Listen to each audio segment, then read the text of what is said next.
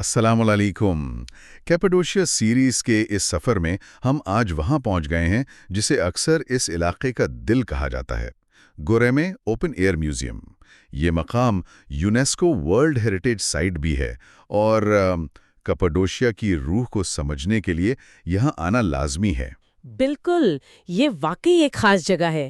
یہ کوئی عام میوزیم نہیں جہاں چیزیں لا کر بس رکھ دی جاتی ہیں۔ ہاں وہی نا۔ یہاں تو پتھروں میں تراشی ہوئی پوری ایک دنیا ہے، گرجا گھر ہیں، خانقاہیں ہیں، رہائش گاہیں بھی۔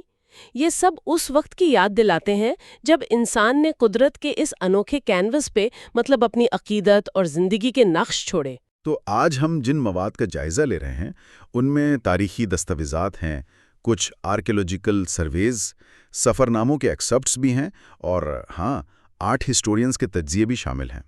ہمارا مقصد ہے اس جگہ کی اصل اہمیت کو سمجھنا۔ یہ صرف خوبصورت مناظر نہیں ہیں، بلکہ یہاں کی چٹانوں میں وہ کہانیاں پوشیدہ ہیں جو شروعاتی مسیحی لوگوں نے اپنے ایمان کو زندہ رکھنے کے لیے بنائی تھیں۔ اور یہ سمجھنا بھی میرے خیال میں بہت ضروری ہے کہ یہ جگہ ایک زندہ گواہی ہے کہ انسان کس طرح پتھر کے اندر اپنی پوری روحانی دنیا بسا سکتا ہے، خاص طور پر جب باہر کی دنیا میں اس کے لیے شاید آسانی نہ ہو۔ صحیح۔ تو چلیے اس کہانی کی شروعات کرتے ہیں اس جگہ کی بنیاد سے۔ یہ انوکھی شکلیں، یہ فیری چمنیز، یہ آخر بنی کیسے؟ جی، یہ قصہ لاکھوں سال پرانا ہے۔ اس علاقے میں جو آتش فشاں پہاڑ ہے، جیسے ارچیس دا ہے، حسن دا ہے، ان کے پھٹنے سے راکھ اور لاوے کی موٹی تہیں، کچھ جگہوں پر تو 150 میٹر تک موٹی، جم گئیں۔ اچھا، 150 میٹر؟ یہ ہاں، اور یہ نرم چٹانیں تھیں جنہیں ٹف کہتے ہیں۔ یعنی قدرت نے پہلے ایک بنیاد رکھی، پھر کیا ہوا؟ پھر ہوا اور پانی نے اپنا کام دکھایا۔ لاکھوں سال کے عرصے میں انہوں نے ان نرم چٹانوں کو تراش کر یہ عجیب و غریب شکلیں بنا دیں جنہیں ہم آج دیکھتے ہیں۔ یوں سمجھیں کہ قدرت نے ایک اسکلپٹر کی طرح کام کیا اور ایک بہترین کائنات تیار کر دی۔ اور پھر اس پر انسان نے اپنی کہانی لکھی۔ بالکل۔ اور انسان نے اس کینوس کو استعمال کیا ایک پناہ گاہ کے طور پر، خاص طور پر ابتدائی مسیحی دور میں۔ ہاں، سورسز یہی بتاتے ہیں کہ رومی سلطنت کے دور میں جب مسیحیوں پر سختیاں بڑھ گئیں تو کاپاڈوشیا کا یہ علاقہ ان کے لیے ایک محفوظ ٹھکانہ بن گیا۔ ان نرم چٹانوں کو کاٹ کر گھر بنانا اور سب سے اہم عبادت گاہیں بنانا وہ کمپیریٹیولی آسان تھا۔ یہ ان کی مجبوری بھی تھی اور اس جگہ کی خاصیت بھی۔ لیکن یہ صرف چھپنے کی جگہ نہیں رہی، یہاں ایک منظم مذہبی زندگی نے بھی جنم لیا۔ مجھے ریسرچ میں سینٹ باسل کا نام ملا۔ بالکل صحیح۔ 4 صدی عیسوی تک یہاں خانقاہی مناسٹک زندگی شروع ہو چکی تھی، لیکن سینٹ باسل دی گریٹ جو قریبی شہر کیسیریا یعنی سیزیریا کے تھے، انہوں نے اسے ایک نئی شکل دی۔ سورسز انہیں ایک ریفارمر کے طور پر دیکھتے ہیں۔ اچھا، ریفارمر کس طرح؟ ان سے پہلے راہب اکثر تنہائی پسند کرتے تھے، الگ الگ رہتے تھے۔ سینٹ باسل نے اس بات پر زور دیا کہ راہب تنہائی کے بجائے چھوٹی کمیونٹیز میں رہیں۔ کمیونٹیز میں؟ جی، مل جل کر عبادت کریں، کام کریں اور ایک ڈسپلن کے تحت زندگی گزاریں۔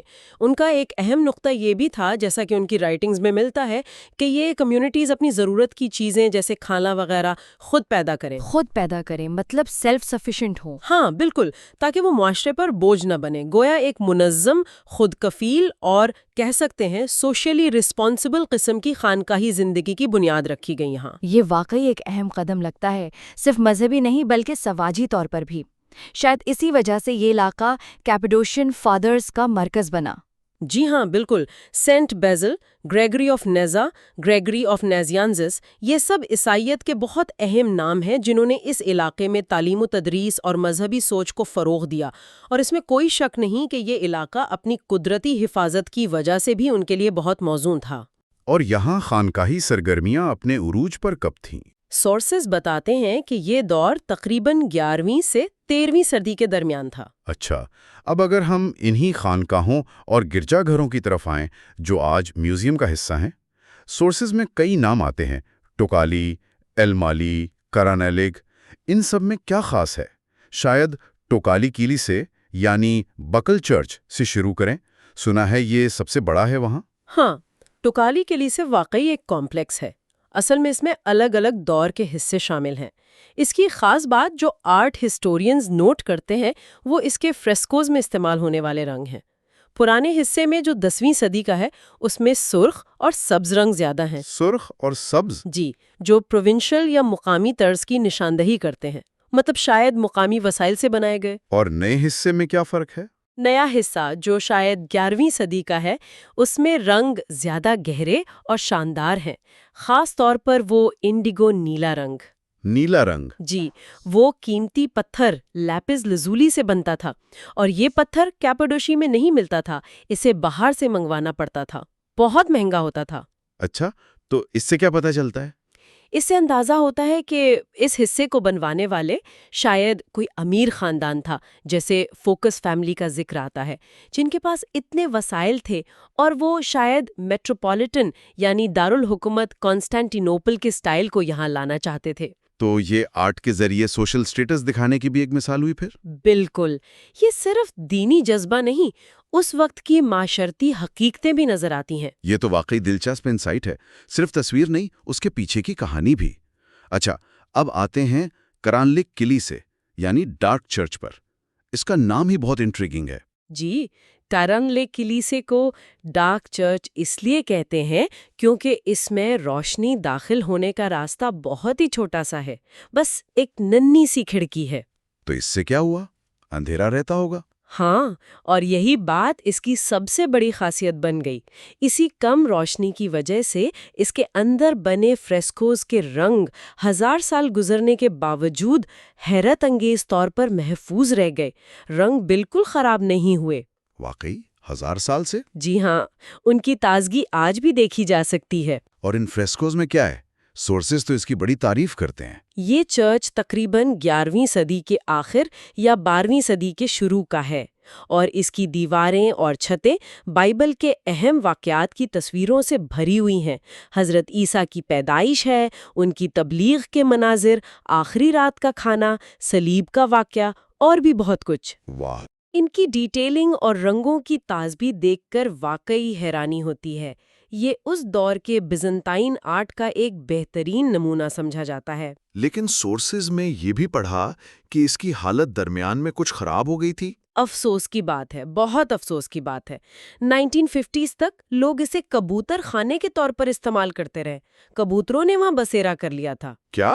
کبوتر خانہ؟ جی، اس کی بحالی مطلب ریسٹوریشن میں 14 سال لگے، اور اس کا بڑا حصہ صرف دیواروں سے کبوتروں کی بیت صاف کرنے میں گزرا۔ اوہو، کتنا نقصان ہوا ہوگا۔ بہت زیادہ، اسی لیے آج اس کی حفاظت کا خاص خیال رکھا جاتا ہے۔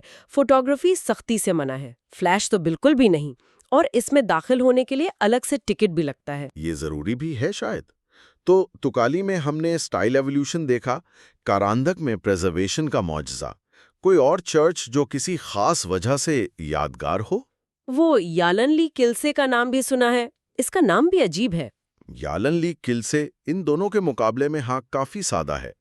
اس کا نام ایک فریسکو سے آیا ہے جس میں سینٹ جارج اور سینٹ تھیوڈور کو ایک سانپ نما اژدہا یا ڈریگن کہہ لیں اس سے لڑتے ہوئے دکھایا گیا ہے۔ اچھا، اسی لیے اسنیک چرچ کہتے ہیں۔ جی، اس قسم کے فریسکوز جہاں سینٹس کو برائی پر فتح پاتے دکھایا گیا ہے اس دور میں بہت مقبول تھے۔ ایک اور دلچسپ فریسکو میں شہنشاہ کانسٹینٹین اور ان کی والدہ سینٹ ہیلینا کو ٹرو کراس یا صحیح صلیب کے ساتھ دکھایا گیا ہے، جو کہ بائزنٹائن دور کی اہم علامت تھی۔ اور اس کی آرٹ کیسی ہے؟ تکالی اور کرانلک جیسی؟ نہیں، اس چرچ کی آرٹ تھوڑی فوک یا عوامی طرز کی لگتی ہے، تھوڑی سادہ ہے، جو شاید اس بات کی نشاندہی کرتی ہے کہ اسے مقامی لوگوں نے بنوایا تھا۔ شاید اتنے وسائل نہیں تھے جتنے کارونلک یا ٹوکالی کے پیٹرنز کے پاس تھے۔ سمجھ گیا۔ تو یہ 3 مثالیں ٹوکالی، کرانلک، یلانلی ہمیں ڈیفرنٹ سٹائلز، پیٹرنیج اور تھیمز کا اندازہ دیتی ہیں، اور ان کے علاوہ بھی وہاں کئی اور سٹرکچرز ہیں جیسے ایل مالی قلعوں سے ایپل چرچ، سینٹ باربرا چیپل اور وہ راہیبیلار مونسٹری، میڈنز مونسٹری بھی ہیں۔ جی بالکل، راہیبیلر مناسٹری میں راہیباؤں کے رہنے کی جگہ تھی، ان کے کمرے، کچن، ڈائننگ ہال سب پتھر میں تراشے ہوئے ہیں۔ ہر سٹرکچر کی اپنی ایک کہانی ہے، لیکن جو چیز ان سب میں مشترک ہے وہ ہے ان کے اندر موجود فریسکوز۔ ہاں، فریسکوز، پتھر پر بنی یہ رنگوں بھری کہانیاں، ان کی اہمیت پر تھوڑی اور بات کرتے ہیں۔ یہ صرف دیواروں پر سجاوٹ تو نہیں تھی نا؟ ہرگز نہیں، بالکل نہیں۔ اس دور میں جب عام لوگ پڑھنا لکھنا نہیں جانتے تھے، یہ فریسکوز ایک قسم کی ویژول بائبل کا کام کرتی تھی۔ Visual Bible? جی، ان کے ذریعے مذہبی واقعات، سینٹس کی زندگیاں اور عقیدے کی بنیادی باتیں لوگوں تک پہنچائی جاتی تھیں۔ یہ ان مسیحیوں کے ایمان کا اظہار بھی تھا جو مشکل حالات میں اپنے مذہب پر قائم تھے۔ اور یہ ہمیں اس دور کے آرٹسٹس اور ان کے ٹیکنیکس کے بارے میں بھی بتاتی ہیں، جیسے آپ نے ٹوکلی میں پروونشل اور میٹروپولیٹن سٹائلز کا ذکر کیا تھا۔ ہاں، یہ فریسکوز اس دور کی آرٹسٹک سینسیبلٹیز، کلچرل انفلوئنسز کو سمجھنے کا ایک اہم ذریعہ ہے، جیسے بیزنٹائن کیپٹل کا اثر کتنا تھا یا مقامی روایات کتنی مضبوط تھیں، اور ان کی تھیولوجی، الہیات کو بھی سمجھنے میں مدد دیتی ہے۔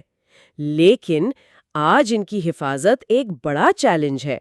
وقت کے ساتھ ساتھ ہوا، نمی اور سب سے بڑھ کر بڑے تعداد میں آنے والے ٹورسٹس، ان سب سے ان نازک آرٹ ورکس کو نقصان پہنچنے کا خطرہ رہتا ہے۔ اسی لیے فوٹوگرافی پر پابندی خاص طور پر فلیش کے ساتھ ضروری ہو جاتی ہے۔ اچھا، اب اگر کوئی سننے والا وہاں جانا چاہے تو پریکٹیکل سائٹ سے کیا ایکسپیکٹ کرنا چاہیے؟ کچھ ٹپس؟ پہلی بات تو یہ کہ گورے میں اوپن ایئر میوزیم بہت پاپولر ہے، یونیسکو سائٹ ہے، تو رش ایکسپیکٹ کرنا چاہیے، خاص طور پر پیک سیزن میں۔ بہتر ہے صبح جلدی چلے جائیں یا پھر دوپہر کے بعد، جب ٹور گروپس کم ہو جاتے ہیں۔ صحیح۔ اور ٹکٹس وغیرہ؟ ہاں، انٹرنس ٹکٹ ہے۔ 2025 کے حساب سے ایک اندازہ ہے کہ سٹینڈرڈ ٹکٹ شاید 20 یورو کے قریب ہوگا، اور جیسا پہلے بتایا، کارنلک چرچ کے لیے الگ سے شاید 6 یورو کے قریب ایکسٹرا ٹکٹ لینا پڑتا ہے۔ اور آڈیو گائیڈز؟ آڈیو گائیڈز بھی مل جاتے ہیں جو کافی انفارمیٹیو ہوتے ہیں اگر کوئی اکیلے ایکسپلور کر رہا ہو۔ کیا ایسا ہو سکتا ہے کہ کوئی حصہ بند ملے ریسٹوریشن کی وجہ سے؟ ہاں، یہ بالکل ممکن ہے۔ ریسٹوریشن کا کام چلتا رہتا ہے تو ہو سکتا ہے کوئی چرچ یا چیپل وقتی طور پر بند ہو۔ اگر کسی کی دلچسپی بہت گہری ہے تو ایک لائسنسڈ گائیڈ کے ساتھ جانا بہت فائدہ مند ہو سکتا ہے، کیونکہ وہ ایسی ڈیٹیلز بتا سکتے ہیں جو شاید خود مس ہو جائیں۔ جی بالکل، وہ ان فریسکوز کی کہانیاں، ان کے پیچھے کی سمبلزم، وہ سب بہتر طریقے سے سمجھا سکتے ہیں۔ باہر کچھ سووینئر شاپس اور کیفیز وغیرہ بھی ہیں۔ سورسز میں گیڈ آرکیٹیکچر کے ایک پروپوز ڈیزائن کا بھی ذکر ملا تھا فیوچر امپروومنٹس کے لیے۔ کوئی نئی ڈیولپمنٹس؟ ہاں، ایسے پلانز ہیں کہ اس جگہ کو بہتر طریقے سے مینج کیا جائے، وزٹرز کے لیے سہولیت بڑھائی جائیں، جیسے ایکسیسیبلٹی بہتر ہو اور ان سٹرکچرز کو بہتر طریقے سے پروٹیکٹ کیا جائے۔ یہ ابھی شاید منصوبہ بندی کے مراحل میں ہو، لیکن اس سے یہ پتہ چلتا ہے کہ اس قیمتی ورثے کی اہمیت کو تسلیم کیا جاتا ہے۔ اور یہ کہ اس سے آنے والی نسلوں کے لیے محفوظ رکھنے کی کوشش بھی جاری ہے۔ جی، تو کل ملا کر گورے میں اوپن ایئر میوزیم صرف چٹانوں میں کھدی ہوئی جگہ نہیں، یہ وقت میں ایک سفر ہے، ایک انوکھا تجربہ۔ یہ اس انسانی جذبے کی کہانی ہے جو مشکل ترین حالات میں بھی اپنی پہچان، اپنی عقیدت اور اپنے فن کو نہ صرف بچاتا ہے بلکہ اسے پتھر پر نقش کر کے امر کر دیتا ہے۔ یہ سینٹ باسل جیسے لوگوں کی سوچ کی بھی عکاسی کرتا ہے، جنہوں نے کمیونٹی اور ڈسپلن کی اہمیت کو اجاگر کیا تھا۔ یہ واقعی ایک مسٹ وزٹ جگہ ہے کیپیڈوشیا میں، اور ہمارا کیپیڈوشیا کا سفر ابھی جاری رہے گا۔ اگلے ایپیسوڈ میں ہم چلیں گے پاسا باغ، جسے ویلی آف دا منکس بھی کہتے ہیں۔ ہاں، وہاں کیپیڈوشیا کے سب سے عجیب اور دلچسپ فیری چمنیز دیکھنے کو ملیں گے۔ اس کا بھی انتظار رہے گا۔ لیکن آج کی اس گفتگو کو ختم کرنے سے پہلے ایک خیال ذہن میں آتا ہے۔ یہ ہزاروں سال پرانے خاموش گرجا گھر، یہ آج بھی اپنی دیواروں پر بنی تصویروں کے ذریعے ہم سے بات کر رہے ہیں۔ سوال یہ ہے کہ کیا ہم صرف ان کی خوبصورتی دیکھ کر گزر جاتے ہیں یا ہم واقعی ان آوازوں کو سننے کی کوشش کرتے ہیں؟ وہ آوازیں جو ہمیں اپنی تاریخ، اپنے ایمان اور انسانی تجربے کی گہرائیوں پر غور کرنے کی دعوت دیتی ہیں۔ کیا یہ محض ماضی کی تصاویریں ہیں یا ان میں آج بھی ہمارے لیے کوئی سبق پوشیدہ ہے؟ یہ سوچنے کی بات ہے۔